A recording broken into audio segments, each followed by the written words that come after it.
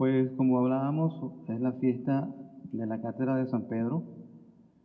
Cátedra significa literalmente, es la silla del obispo, donde él enseña la doctrina al pueblo cristiano. Ese lugar lo encontramos señalizado en cada diócesis en la catedral. Recibe ese nombre porque en ella está la cátedra del obispo. Catedral significa que ahí está la silla del obispo, la cátedra de donde el obispo imparte su enseñanza a la porción del pueblo de Dios que le tocó guiar. El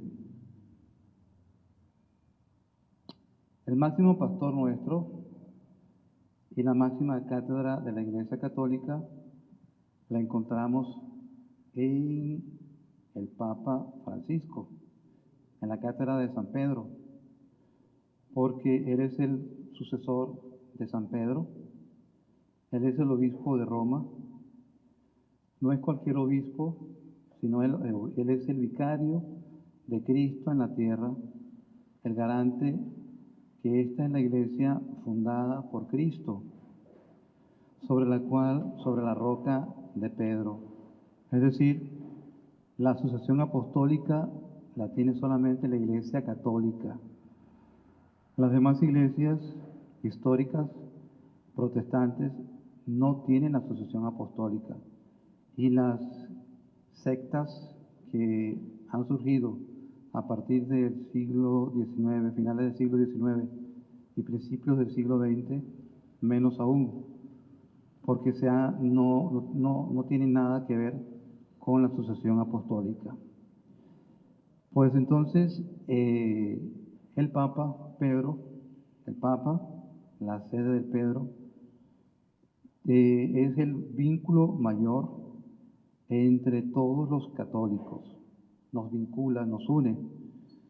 Su autoridad es tal que su palabra tiene más peso que todas las opiniones, declaraciones, exhortos de los demás obispos juntos.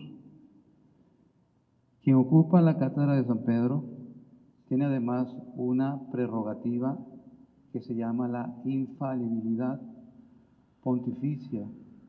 ¿Qué significa esto?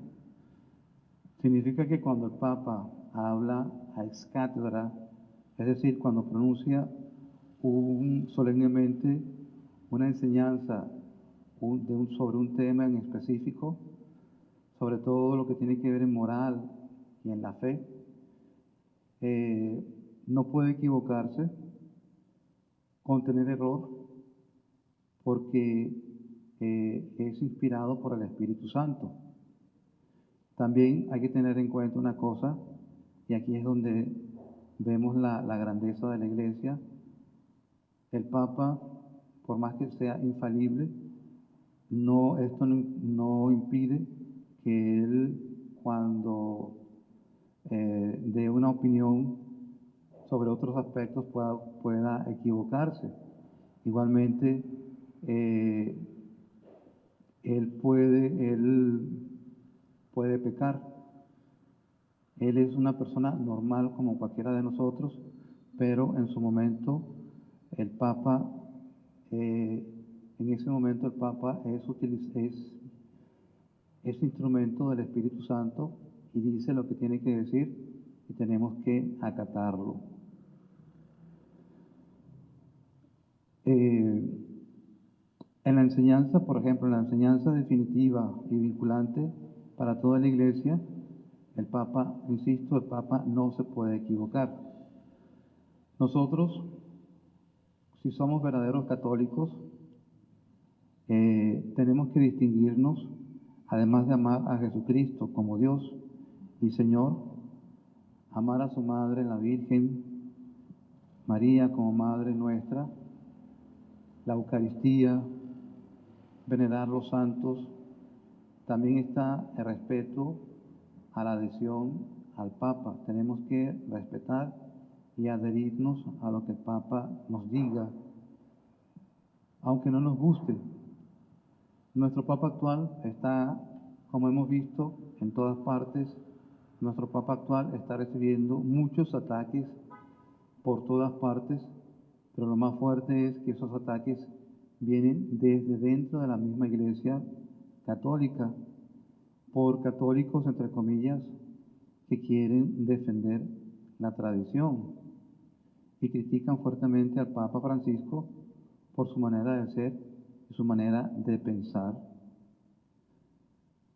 Diversos grupos de católicos en todo el mundo, tenemos a la Iglesia alemana, tenemos, en fin, tantos ejemplos que podríamos nombrar, se han dedicado a hablar mal del Papa y por los diferentes medios de comunicación. Y entonces aquellos que estamos junto con el Papa o asumimos al Papa como autoridad, lo queremos, lo reconocemos, nos dicen, nos llaman que estamos haciendo papalotría, es decir, estamos adorando al Papa. Y eso no es así.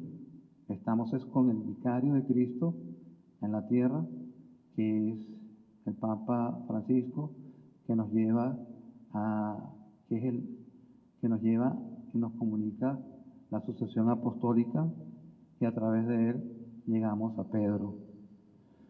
Sea lo que sea, el Papa es el Papa y nuestro deber no está en criticarlo, sino en orar por él. Tenemos que orar mucho por él, por su salud, por su misión, porque es muy difícil la misión que él tiene de llevar adelante toda la iglesia con toda la diversidad que existe en el seno de la iglesia, pero con la asistencia del Espíritu Santo sabemos que él lo va a lograr y él está en una disposición muy grande para hacerlo. Entonces hoy es un día para orar por el Papa, pedir por él, para que el Señor lo siga acompañando, le dé la salud que tanto necesita y que nosotros, como católicos, lo defendamos y sigamos sus doctrinas.